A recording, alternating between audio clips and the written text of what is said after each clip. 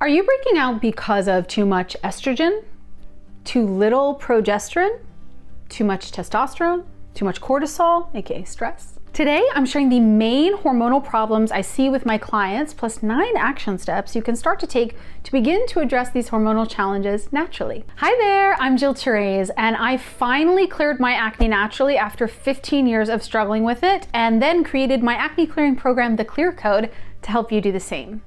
8 years and thousands of clients later, I've really made it my life work to get you clear skin without harsh chemical, pills, and/or creams. So make sure you subscribe to my channel and hit the bell to be notified when I post a new video. There are really common hormonal challenges I see for clients in my program, The Clear Code. And that being said, hormonal challenges are a complex topic. There are no hard and fast rules when it comes to hormones. And I say that loosely, and let me explain why. I'm a huge advocate of you getting your blood work done every year. I get it done every year. I ask my doctor for it, and they're usually like, oh, you're healthy, you don't need it. I'm like, yeah, I still want to know. So I want everyone to know their numbers. I want you to know your white blood cell count from over the past year. I want you to know your A1C. And I'll actually share a list of the full kind of recommended blood work that I recommend for my clear coders to get done every year, including a hormonal panel. And this is what I recommend for them if they are truly concerned about their hormones. Now, that being said, I will tell you, in my 8 years of working with clients to heal their acne naturally, I've only had 2 wherein tests for their hormones was valuable and informative for us. I've worked with thousands of clients and only 2 were their hormonal tests informative. Hormones have such a wide variety and range of what's acceptable, what's healthy, what should be happening per person. The hormonal ranges for like a 16-year-old girl versus a 49-year-old premenopausal woman are so different and varied. Hormones are like a tricky thing and they fluctuate significantly throughout your cycle. So that being said, I wanted to talk about big signs that may be indicating certain details that are impacting your skin. Okay, so let's go. There are 3 big symptoms that I see for clients that indicate to me that they may be dealing with low levels of progesterone. The first symptom I see is that their cycle is really short. So it fluctuates monthly. It's often shorter than 25 days, and it's usually around 21 to 23 days in between periods, combined with breakouts on their period. We're gonna talk about breakouts at other points of your cycle, but when clients are breaking out on their period, they have a shorter cycle and they're really miserable from a PMS perspective, I usually assume they're dealing with some low progesterone challenges. I recently had a client that I worked with in the Clear Code, and she had a lot of gut issues, blood sugar management challenges, and then through our work together, we realized low progesterone. And then once we were able to address those challenges, her skin cleared and it's magnificent now, which is so exciting. So what action steps did we take that created these results? The first thing we did was begin her on a supplement called Vitex, aka Agnus Costis. And you can watch a video here about hormonal acne supplements, but basically this vitamin supports the increase of progesterone levels naturally and is super helpful for all of my clients with low progesterone. It's kind of magical actually. The next area of focus was on digestion and gut health, and I'll go in depth about why this is so important in my video on leaky gut and acne. But basically, when you have a gut wall or a gut lining that's compromised, after years of taking the pill, for example, you won't be able to absorb nutrients in the way that you need to, which impacts everything. It impacts your ability to maintain healthy levels of zinc, vitamin D, B vitamins, all of which support clear skin. And that kind of, again, it's all this kind of like hormonal cascade in that they all link together. And so we also addressed blood sugar management challenges for her too.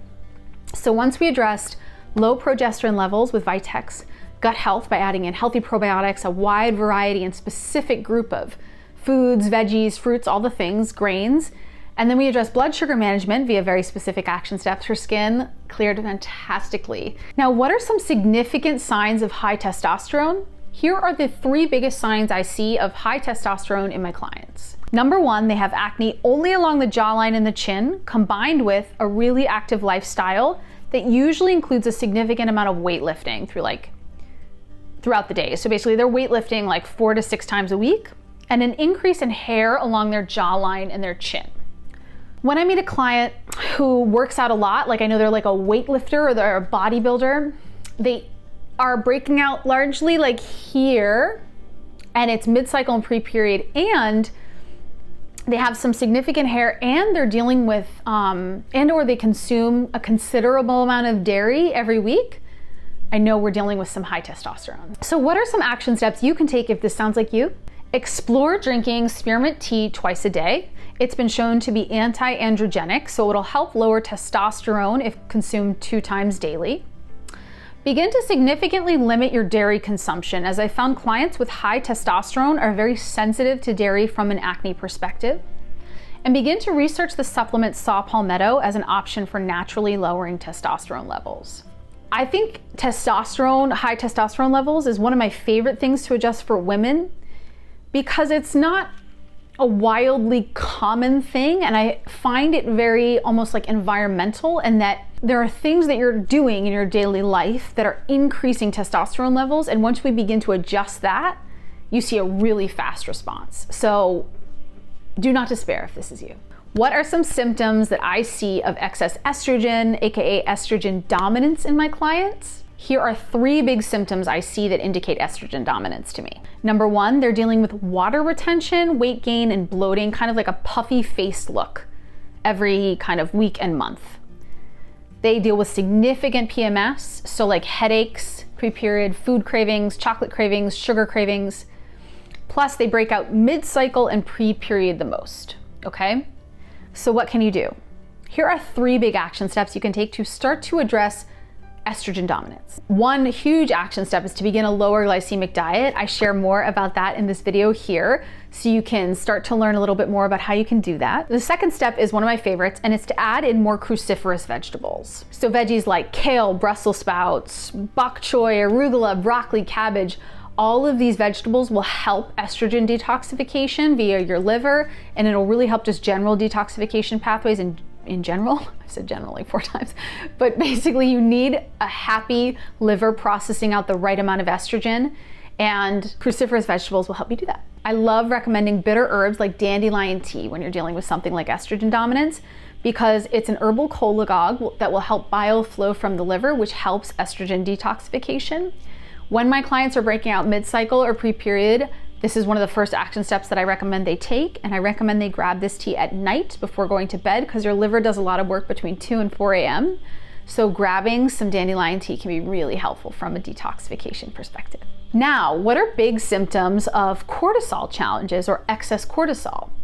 Here are the biggest signs that I see that a client may be dealing with excess cortisol. When they come to me for their acne challenges, they mention that they're also dealing with excess weight around their midsection. They feel quite puffy, which is the result of water retention due to high cortisol and stress levels. And most of their acne is cystic and along their chin and jawline, because acne shows up there predominantly and is very sensitive to fluctuating hormonal levels. So essentially our sebaceous glands are really sensitive to androgens, which is impacted by hormonal shifts. So what can you do to lower your cortisol levels naturally? My first action step is actually to go on a lower glycemic diet.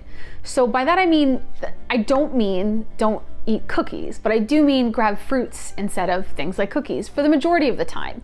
Because what happens is, when you're dealing with high stress, you're already gonna have a blood sugar mismanagement issue in general. So you're gonna have cravings, you're gonna have insulin resistance, you're gonna see challenges from an overall blood sugar management perspective. So you wanna support your body as best you can by trying to keep your blood sugar levels as stable as possible throughout the day. Another action step you can take is to lower your caffeine consumption by half. I know, you're like, Jill. I'm not saying cut the caffeine, and I'm not saying caffeine or coffee causes acne at all. All of my clients drink caffeine.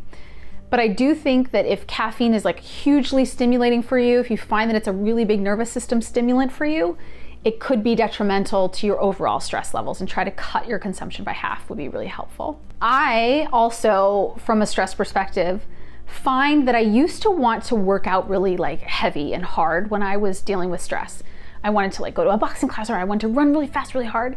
And I found over the years as I have aged and matured that taking long, slow walks is actually more beneficial to my overall mental health, because it's like letting the air out of a balloon a little bit. I just used this analogy in another video, but basically I liken it to when you're really stressed out and you have a balloon full of air and then you just let the balloon go, right? It flies all around the room and then flops on the ground. Versus letting the air out really slowly and allowing the balloon to just slowly deflate. I have found that to be really helpful and kind of like what a walk feels like when I'm dealing with high stress. When you're dealing with high stress, your nervous system is already overstimulated. You don't need more. You actually need to release your stress in a healthy way that doesn't make things worse. And I found long walks to be really good. Yoga's good too, but sometimes like yoga's not enough for me. So how do all of these symptoms sound? Do you see yourself in any of these descriptions? And if so, which one? Leave a comment below because I would love to know. And if you want to take more action, get more clarity on why you're breaking out in the first place, take my acne personality quiz via the link below. You'll download your acne personality type, plus 3 recipes and 3 action steps you can take to start to heal your acne naturally from the inside out. Also, if you'd like to join a private, empathetic community of people struggling with their skin, we have a private Facebook group where you can meet other people just like you, so find the link below for that too. Also, if you want to learn more about my natural acne clearing program, The Clear Code, there's a link to apply below. We are an application-only program, but I would love to see if it could change your life. So schedule a time to chat and we shall see. Also, if you know anyone that would benefit from this video, if you know anyone that this video would be really helpful for, please share this with them because I would love to be this little like spark in their brain that helps them realize that natural acne healing is possible by addressing just really simple things. So make sure you subscribe to my channel, hit the bell to be notified, and I will see you in the next video. Bye.